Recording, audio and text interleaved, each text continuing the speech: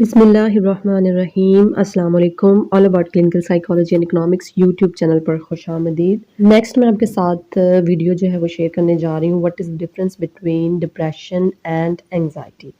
ये बहुत important question है। Whether you are going for your practicals, आप अगर अपना प्रैक्टिकल देने जा रहे हैं तो आपकी इन क्वेश्चंस की तैयारी जो है वो बहुत ज़रूरी है। क्लिनिकल में आपको पता होना चाहिए मेजर डिफरेंसेस, सब डिसऑर्डर्स जो कि कोरिलेट करते हैं आपस में, जैसे कि डिप्रेशन और एंजाइटी जो है वो बहुत कंफ्यूजिंग इनकी सिम्टम्स होती हैं, आपस में मैच कर रही होती हैं। इनमें जो की डिफरेंस होते हैं वो आपको पता होना चाहिए, क्योंकि मोस्टली क्वेश्चंस किए जाते हैं जो कि कंफ्यूजिंग होते हैं बच्चों के लिए। तो आपको बहुत ज़रूरी है, पता होना चाहिए। आप चाहे क्लिनिकल साइड पे जा रहे हैं, प्रैक्टिकल सीखने के लिए जा रहे हैं, तो आपको पता होना चाहिए कि डिप्रेशन और एंजाइटी में क्या फ़र्क है। ठीक है, आपके पेपर्स, अगर आप पास्ट पेपर्स उठा के देख लें तो आपको वहाँ पे भी क्वेश्चंस ऐसे मिलेंगे जहाँ पे आपको डिफरेंट डिसऑर्डर्स के दरमियान जो है कंपैरिजन करने का पूछा जाएगा या फिर डिफरेंस का पूछा जाएगा, क्योंकि एक्सपेक्टेड क्वेश्चंस होते हैं जो कि पूछे जा सकते हैं और किसी को ABC भी मालूम नहीं होती, इन चीज़ों की पता ही नहीं होता कि किस तरह के क्वेश्चंस जो हैं वो आपसे इंटरव्यू में पूछे जा सकते हैं साइकोलॉजी से रिलेटेड। दे आर मस्ट और एक्सपेक्टेड क्वेश्चंस होते हैं जो कि मोस्टली पूछे जाते हैं, आपको इनका पता होना चाहिए। और मैं आपके साथ ये भी डिस्कस करूँगी कि अगर आपसे प्रैक्टिकल में पूछा जाए कि what is the difference between anxiety and depression, तो तब आपको कैसे आंसर देना है।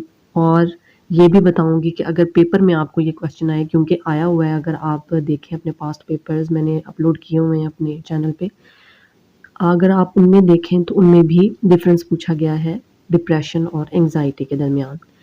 तो चलिए स्टार्ट करते हैं हमारा आज का question, what is the difference between depression and anxiety. सबसे पहले हम देखेंगे व्हाट इज़ डिप्रेशन। इनकी डेफिनेशंस को समझना हमारे लिए बहुत ज़रूरी है। सबसे पहले कि डिप्रेशन क्या होता है। Depression is a mood disorder characterised by despondency and overwhelming sadness. Depression की पहचान किस चीज़ से होती है? अफसुर्दगी से। अफसुर्दगी एक मूड डिसऑर्डर है। ठीक है, डिप्रेशन क्या है? ये एक मूड डिसऑर्डर है जिसकी निशानदेही मायूसी और बहुत ज़्यादा गम से होती है। डिप्रेशन में बहुत ज़्यादा मायूसी होती है, ठीक है, और बहुत ज़्यादा गम होता है। डिप्रेशन में ये बात भी बहुत ज़रूरी है कि depression is always past event से रिलेटेड होता है। पास्ट में कोई मिसहैप हुआ होता है, कोई भी ऐसी चीज़ हुई होती है, कोई वाक़या हुआ होता है पास्ट में जिसकी वजह से, जिसके नतीजे में डिप्रेशन का सामना करना पड़ता है। डिप्रेशन हम सबको होता है, ठीक है, लेकिन उसकी एक लिमिट होती है। सिविरिटी लेवल जितना शदीद किस्म का होगा उस कदर आप अपने आप के लिए रिस्ट्रिक्शंस करते जाएंगे, आप सोशली जो है वो कट आउट होना शुरू हो जाएंगे। ठीक है, आपका इंटरेस्ट ख़त्म होना शुरू हो जाएगा, आप मायूसी की तरफ चले जाएंगे। आपको मायूसी हो जाएगी कि मेरे लिए कुछ भी बेहतर नहीं हो सकता या दूसरों के लिए कुछ भी बेहतर नहीं होने वाला, ना फ्यूचर में और ना पास्ट में आपके लिए अच्छा हुआ। पास्ट में कोई इवेंट हुआ और उसके कॉन्सिक्वेंसेस की वजह से डिप्रेशन हुआ। डिप्रेशन की वजह से आप बहुत ज़्यादा मायूसी में, यानी कि सिम्टम्स आपके जो हैं वो मायूसी और बहुत ज़्यादा गम की हो गई। ठीक है, और आपको डायग्नोस किया गया डिप्रेशन। वो कैसे डायग्नोस किया जाएगा उसका एक क्राइटेरिया है जो कि आगे चल के मैं आपके साथ डिस्कस करूँगी। नेक्स्ट हम चलते हैं what is anxiety. Anxiety is an overwhelming worry or stress related to the perceived inevitability that an adverse event or outcome will occur. अब इसका क्या मतलब है? एंजाइटी क्या है? एंजाइटी जो है वो बेचैनी, जिसको बोलते हैं बेचैनी, एक ज़बरदस्त परेशानी या तनाव है जिसके नागज़ीर होने से समझा जाता है कि कोई मनफी वाक़या या नतीजा पेश आएगा या पेश आने वाला है। ठीक है, उसे फियर होता है फ्यूचर का। फ्यूचर में किसी इवेंट के होने का उसको खदशा होता है, उसको डर होता है, खौफ होता है कि कहीं कोई मनफी वाक़या या नतीजा पेश ना आ जाए। डिप्रेशन में हमने पढ़ा था कि पास्ट इवेंट हुआ, पास्ट इवेंट की वजह से, पास्ट इवेंट के कॉन्सिक्वेंसेस की वजह से उसे डिप्रेशन हुआ। ठीक है, अब हम एंजाइटी में क्या देख रहे हैं कि एंजाइटी में उसे फ्यूचर का फियर होता है। ठीक है, फ्यूचर ओरिएंटेड होती है ये एंजाइटी। ये इसमें मेन डिफरेंस है अगर आपको प्रैक्टिकल में पूछा जाए तो आप ये मेन डिफरेंस उनको बता सकते हैं कि डिप्रेशन जो है वो पास्ट ओरिएंटेड होता है, पास्ट इवेंट कॉन्सिक्वेंसेस की वजह से होता है, और एंजाइटी जो है वो फ्यूचर फेयर की वजह से होती है, फ्यूचर कॉन्सिक्वेंसेस फेयर की वजह से एंजाइटी होती है। ठीक है, नेक्स्ट फिर उसके लेवल्स आ जाते हैं, वो हम डिस्कस करेंगे। प्रैक्टिकल्स में अगर जाएं, अपना प्रैक्टिकल वाइवा आप देने जाएं तो वहाँ पे आपको क्वेश्चन ये मोस्टली पूछे जाते हैं, मैं आपके साथ शेयर करने वाली हूँ। नेक्स्ट जो क्वेश्चन है वो ओसीडी के बारे में है, वेरी वेरी इंपॉर्टेंट ओसीडी का क्वेश्चन जो है वो मुझसे भी पूछा गया था। ये क्वेश्चन सबसे, यानी कि आपके पूरा जो एक ग्रुप होता है जिनसे वाइवा लिया जाता है, तो सबसे एक ही क्वेश्चन बार बार नहीं पूछा जाता, सेम क्वेश्चंस बार बार नहीं पूछे जाते। ठीक है, आपको अगर किसी को एक्सपीरियंस होगा तो पता होगा कि हर एक से डिफरेंट क्वेश्चंस किए जाते हैं, और जो टीचर्स होते हैं, जो वाइवा लेने वाले होते हैं, कि उनके एक्सपीरियंस उनका ज़्यादा होता है, वो हमसे ज़्यादा बेहतर हर चीज़ को जानते हैं, समझते हैं, डिफरेंसेस क्या हैं, उनके कंपैरिजंस क्या हैं, हर चीज़ के बारे में वो जानते हैं, और वो ट्रिकी क्वेश्चंस पूछते हैं हमसे।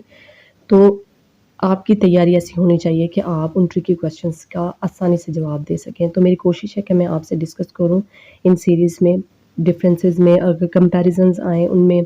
ठीक है, तो आपने ये वीडियोस जो है वो लाजमी देखनी है, एंड तक सुननी है, ताकि आपको कोई भी, अगर आपका टीचर या आपको अगर क्वेश्चन करे तो आपके लिए आसानी हो। ठीक है, ये थी व्हाट इज़ एंजाइटी। अब नेक्स्ट पेज में अगर हम आ जाएं तो हमें नज़र आता है दरमियान में डिफरेंस हमने कैसे बताना है। दरमियान में लाइन खींचनी है पेपर के, और डिप्रेशन एक साइड पे लिखेंगे, एक साइड पे लिखेंगे एंजाइटी, जैसे कि आपको नज़र आ रहा है। डिप्रेशन में अब क्या है और एंजाइटी में क्या डिफरेंस है, ये हम बारी बारी अब देखेंगे, पढ़ेंगे, समझने की कोशिश करेंगे। I hope you will understand depression क्या है। डिप्रेशन में सबसे पहला फ़र्क हम पढ़ेंगे, depressed people tend to move more slowly with dull and lifeless reactions. Depression में क्या होता है कि जो लोग होते हैं, जो क्लाइंट होता है, या फिर जो जिसको डिप्रेशन का मर्ज होता है, वो बहुत स्लोली मूव करते हैं। ठीक है, लो लेवल हो जाता है उनके मूड का, वो डल हो जाते हैं। ठीक है, एक्टिविटी उनकी कोई नहीं रहती। ठीक है, लाइफलेस रिएक्शंस उनके होते हैं, उन्हें कोई फ़र्क नहीं पड़ता किसी भी चीज़ से। एंजाइटी में अब अगर हम आए बॉक्स की तरफ, एंजाइटी वाली साइड पे अगर हम आए तो people with anxiety disorder are more keyed up, अफरा तफरी का आलम जैसे दिमाग में चल रहा होता है, या बॉडी लैंग्वेज से पता चल रहा होता है कि जी कोई टेंशन है। ठीक है, आर मोर कीड अप, यानी कि ये स्लो नहीं होते, ये कीड अप होते हैं। Often times moving more quickly, ठीक है, ये जल्दी जल्दी मूव कर रहे होते हैं, कोई टेंशन होती है, एंजाइटी में हम क्विकली मूव कर रहे होते हैं, क्योंकि हमें एंड हैविंग रेसिंग थॉट्स, ठीक है, इनके जो थॉट्स हैं वो एक के बाद दूसरी थॉट्स आ रही होती हैं, उन्हें ये सोच रहे होते हैं कि ऐसा हो गया तो, वैसा हो गया तो। ठीक है, जैसे हम एग्ज़ाम्स के दौरान ऐसे करते हैं कि रेसिंग थॉट्स आ रही होती हैं कि ये भी पढ़ लें, वो भी पढ़ लें, ये ना आ जाए, वो ना आ जाए। ठीक है, और फिर सोच सोच के परेशान होते रहते हैं। एंग्जाइटी होती है, वो एक्चुअली में एंग्जाइटी हो रही होती है, और इसमें फिजिकल हमारे चेंजेस भी आते हैं। डिप्रेशन में क्या होता है कि people tend to move more slowly, ठीक है, डल होते हैं, लाइफलेस रिएक्शंस होते हैं। और एंग्जाइटी में क्या होता है कि वो often times moving more quickly and having racing thoughts, इसमें यह है कि रेसिंग थॉट्स होती हैं एंग्जाइटी में। ठीक है, ये के बाद दीगरे ख्यालात आ रहे हैं, रेसिंग थॉट्स आ रही हैं। ठीक है, और एंग्जाइटी में बंदा जो है वो क्विकली मूव करता है। नेक्स्ट हम डिप्रेशन पे सेकंड वाले डिफरेंस पे आ जाएं। Those suffering depression are more hopeless, ठीक है, इन्हें किसी किस्म की कोई उम्मीद नहीं होती किसी चीज से। Assuming that nothing positive will happen in the future for themselves, for others or for the world. Second वाले डिफरेंस में क्या है कि इसे किसी किस्म की कोई उम्मीद बाकी नहीं रहती। ठीक है, उसे फ्यूचर के बारे में कोई उम्मीद नहीं होती कि उसके लिए कुछ अच्छा होगा, दुनिया में कुछ अच्छा होगा, या किसी के लिए कुछ भी अच्छा होने वाला है। ठीक है, वो बिल्कुल होपलेस, ना उम्मीद हो जाता है। अब एंजाइटी वाली तरफ आ जाएं तो anxious people fear that future, worry about events. Anxious people fear the future, यानी उन्हें फ्यूचर के बारे में, जैसे मैंने आपको बताया कि जब हमें एग्जाम्स की टेंशन होती है तो फ्यूचर के बारे में हम परेशान होते हैं सोच सोच के। ठीक है, anxious people fear the future, उन्हें फ्यूचर का खौफ होता है। Worry about events that haven't even happened yet, जो कि अभी तक ऐसे इवेंट्स के बारे में उनको सोच-सोच के टेंशन होती है, एंग्ज़ियस हो रहे होते हैं, खौफ होता है उनको, फ्यूचर के बारे में सोच-सोच कर, उन फ्यूचर के इवेंट्स के बारे में सोच-सोच कर उन्हें एंग्ज़ियस फ़ील होता है, जो अभी हुए भी नहीं है, ठीक है? मेजर डिप्रेसिव डिसऑर्डर, अगर हम डिप्रेशन वाले साइड पे आएँ, नेक्स्ट पॉइंट है, थर्ड हमारा डिफरेंस है। Major depressive disorder is a common but serious mood disorder, ठीक है? ये according to National Institute of Health, ठीक है? इनके अकॉर्डिंग है, it causes severe symptoms. Major depressive disorder जो है वो एक आम किस्म की बीमारी है और बहुत ही इम्पोर्टेंट बीमारी है मूड डिसऑर्डर की।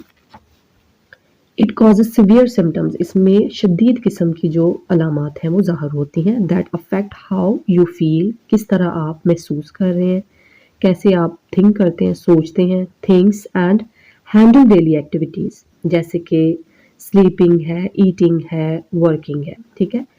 इसमें सिवियर किस्म की सिम्टम्स आती हैं आपके डेली एक्टिविटीज़ से रिलेटेड, कि आप स्लीपिंग एक्सेसिव स्लीपिंग कर रहे हैं या कम स्लीपिंग कर रहे हैं, ईटिंग एक्सेसिव कर रहे हैं या ईटिंग कम कर रहे हैं, ठीक है? वर्किंग का है, वर्किंग आपकी बिल्कुल ख़त्म हो गई है, ठीक है? सिवियर किस्म की आपकी सिम्टम्स इसमें शो होती हैं। जनरलाइज्ड एंग्जाइटी डिसऑर्डर जो है, ये भी NIH के अकॉर्डिंग GAD या generalised anxiety disorder is characterised by excessive anxiety, इसमें एक्सेसिव किस्म की एंग्जाइटी होती है and worries about a variety of events, और बहुत सारे इवेंट्स के बारे में को लेके इनको परेशानियां लाहक हो जाती हैं पेशेंट्स को, और एक्टिविटीज़ और जो भी उनके काम होते हैं रोज़मर्रा के, उनको लेके बहुत सारी प्रॉब्लम्स जो हैं वो क्रिएट हो रही होती हैं, एक्सेसिव एंग्जाइटी इसमें क्रिएट हो रही होती है। इसमें अब सिम्टम्स का क्या है कि difficult to control their worry, अब ये जो पेशेंट्स हैं GAD के, उनके लिए बहुत मुश्किल हो जाता है कि वो अपनी परेशानी को कंट्रोल कर सकें, वो कंट्रोल नहीं कर सकते अपनी परेशानी को। दैट मे कॉज इम्पेयरमेंट, जो कि ख़राबी पैदा करती है इन सोशल, ऑक्यूपेशनल और अदर एरियाज ऑफ फंक्शनिंग, ठीक है?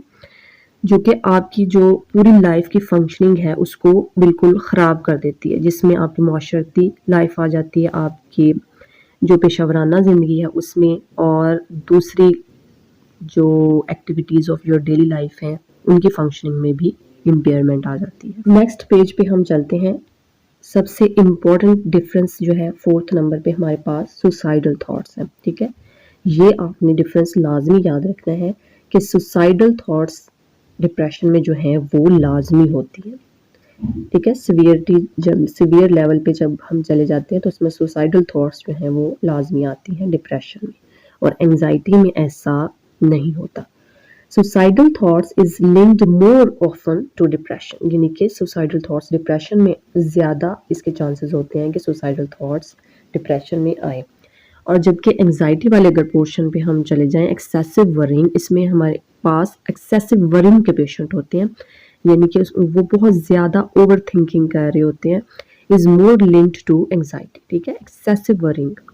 अब डिप्रेशन वाली साइड पे चलें, डायग्नोसिस जहाँ लिखा हुआ है, तो if experience at least 3 of the symptoms for more than 2 weeks. अब डिप्रेशन डायग्नोस तब किया जाएगा जब पेशेंट जो है वो डिप्रेशन की जो ओवरऑल सिम्टम्स हैं उनमें से 3 सिम्टम्स लाजमी उसको शो हो रही हों मोर देन 2 वीक्स, यानी 2 हफ्ते से ज़्यादा वो सिम्टम्स कॉन्स्टेंटली उसके अंदर शो हो रही हैं, ठीक है? तो फिर क्या होगा, हम उसको डायग्नोस करेंगे डिप्रेशन। ये इसका क्राइटेरिया है डायग्नोसिस का, ठीक है? 3 सिम्टम्स मोर देन 2 वीक्स, ठीक है? एक ये हो गया। अब एंजाइटी की तरफ चलेंगे। It experience symptoms more than 6 months. अब एंजाइटी को कब हम डायग्नोस करेंगे कि जब सिम्टम्स उसकी 6 महीने से ज़्यादा प्रोलॉन्ग कर रही हैं।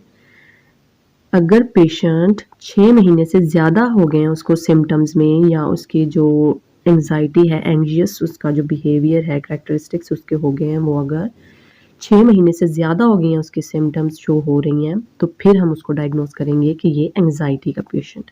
अब हम चलेंगे लास्ट डिफरेंस की तरफ, और वो है मेडिकेशन ऑफ डिप्रेशन, और एक साइड पे हमारे पास मेडिकेशन ऑफ एंजाइटी, ठीक है?